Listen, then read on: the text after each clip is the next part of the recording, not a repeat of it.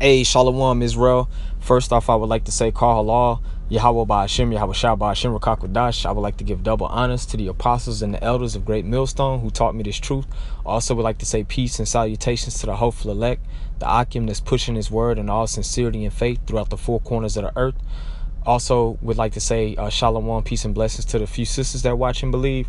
All through the spirit, something that I seen once, this basketball player Kevin Durant that goes by KD, when he got hurt, when that one game that he played in the NBA Finals, and all over the media and then just his fellow teammates, they were emphasizing on how great of a sacrifice he made for the greater good of his fellow teammates. You know, basically he put his body on the line, but for a greater purpose that was above himself. So it just had me thinking in the spirit of our greatest example to date of that being Yahweh Shai. He was the sacrifice, or the sacrificial lamb that gave us adoption back to the Heavenly Father, access back to the Heavenly Father. But of course, we're supposed to be in the mindset and the likeness of Yahweh Shai as well, around the Akim, you know, the brothers that are around us day for day, that we go out on the highways and byways with, that we fellowship and break bread with, you know, that we have to go through this course of the faith with. You know, it's certain sacrifices that brothers are gonna have to make for the greater good, and these are all attributes to really show that you're a good friend at the end of the day. Because you got a lot of brothers that may give lip service and say, man, oh, I love you, brother, you know, I ain't never had a friend like you, so on and so forth. But actions speak louder than words. So this is really just exhortation through the spirit of what Yahweh Ba'Hashem, Yahweh Shai, as far as attributes of a good friend, is what he's looking for. So I'm gonna start off here first in Sirach or Ecclesiasticus in the Apocrypha, chapter 6, verse 7. It says, if thou wouldest get a friend, prove him first, and be not hasty to give him credit. So like I was saying at first, you know, actions speak louder than words. So in order to get a friend, you got to prove your friend first before you give him credit. And don't give him credit for what he's saying, but through his actions, through what he's actually doing to show that he's a friend. It says, for some man is a friend for his own occasion and will not abide in the day of trouble. And that's a lot of guys that come into this thing, man. They use the brotherhood for their own occasion, to benefit themselves, you know. But if they're able, or rather if they're able, or Salakia, if they're basically put in a position where they have to sacrifice something for the greater good of another brother, or for the greater good of the body, then they're instantly offended, or they're not with that. They're not willing to abide in the day of trouble. If something happened to where we may have to help a brother monetarily with your time, picking a brother up, whatever the situation is, you know, you got some guys who are not willing to abide in the day of trouble. Verse 9, it says, and there is a friend who being turned to enmity and strife will discover thy reproach. You know, so you got friends, man, who would discover thy reproach, man. Basically, whenever you brought through a situation of adversity, that's who you can tell who your real friends are, man. You know, like a good example is like always a situation if, you know, you see your friend getting jumped. It could be 2 other people, 3 other people jumping your friend. And a true characteristic of a real friend is someone who gonna sacrifice his own body, you know, to go in there and help his friend, you know, when his friend is faced with adversity. But a friend that is only around for his own occasion, he'll try to look the other way like he ain't see what's going on, man. He ain't gonna be there to sacrifice his own body for his friend. Verse 10, it says, again, some friend is a companion at the table and will not continue in the day of thy affliction. So when everything is all good, when everybody's eating, when bottles are getting bust, you got some guys that are always around. But when it's not so good, when the weather is not so sunny, these guys, you can't get them to pick up the phone.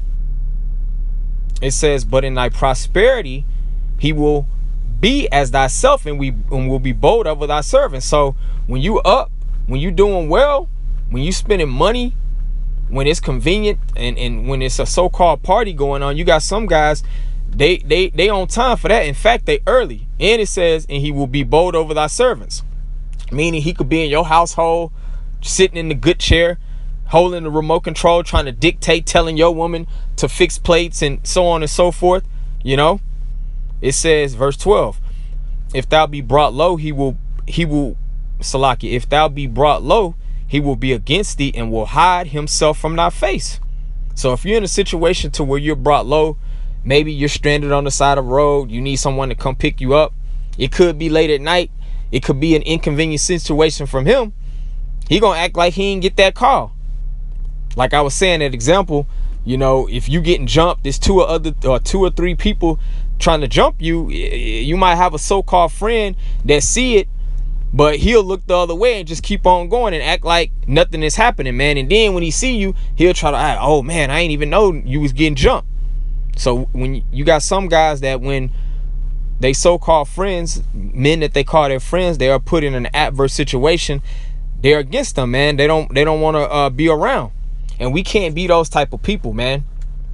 Of course, we're in this flesh, so it is difficult at times to make sacrifices for brothers, but this is a part of our course, man. This is a part of us working our salvation with fear and trembling, man.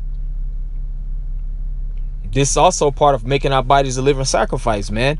You know, because that same man that you go out on the highways and the byways with, you know, some of us may be martyrs for this faith. So you always want to be the friend that you would want to have in the day of your affliction, if that makes sense, man. And ultimately, we want to be in the mindset of Yahweh Shai when it comes to friendship. And in fact, I'm gonna jump to Yahweh Shai.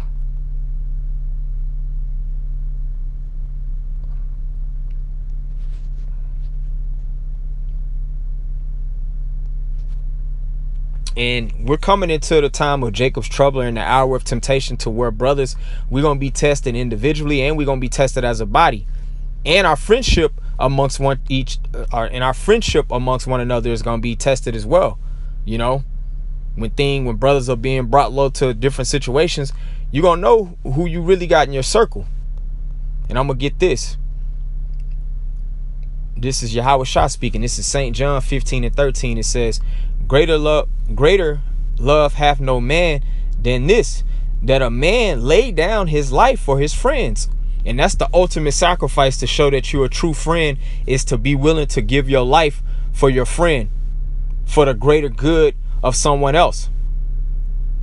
And not even that, you know, it's other ways to sacrifice your life as well, meaning sacrificing your time, sacrificing your money, sacrificing certain situations, sacrificing your home for brothers to hold church, study and fellowship, whatever the case may be, man. It's different ways that we lay down our lives and make sacrifices for the men that we call friends. It says, ye are my friends if ye do whatsoever I command you.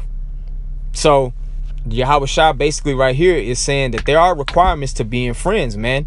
You know, because you got a lot of guys that just want to talk about how good of a friend that you are and how much they love you, but their actions don't show forth that they're being a good friend and that they're reciprocating.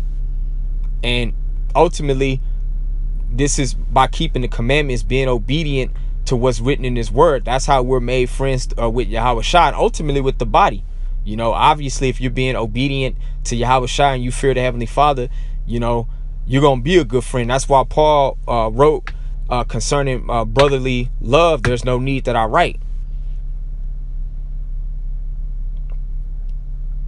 I'm gonna read verse 15. It says, henceforth I call you not servants, for the servant knoweth not what his Lord doeth, but I have called you friends, for all things that I have heard of my Father I have made known unto you. So Yahweh Shah calls his elect friends because all the secrets that he that was revealed to him of his Father, he made known unto his disciples, to his elect. And ultimately, Yahweh Shah, he gave his life for his friends. And we have to be in the same mindset of Yahweh Shah, willing to put our lives on the line for the brothers that surround us, meaning our physical lives and just things that bring comfort to us, or I would say, discomfort to us if we have to help a brother that's been brought low, you know. So day for day, you know, we gotta be in the spirit to show that we're friends. And me, myself, as I'm speaking, you know, I'm getting cut because that's areas that I need to work on in my life to show that I'm a better friend, you know, because I would definitely want a man that's been, you know, down with me to actually display friendship if I'm brought to a low situation. So you receive the energy that you put out. That's something to keep in mind as well. So with all being said, I just wanted to say a few words on just emphasizing what it takes to be a true friend in this thing of ours. So just be a good friend to your brother. With all being said, I want to give all praises to Yahweh Ba'ashem, Yahweh Shai Ba'ashem Rakakadash. Double honors to the apostles and elders of Great Millstone. Shalom, peace and blessings to the hopeful elect.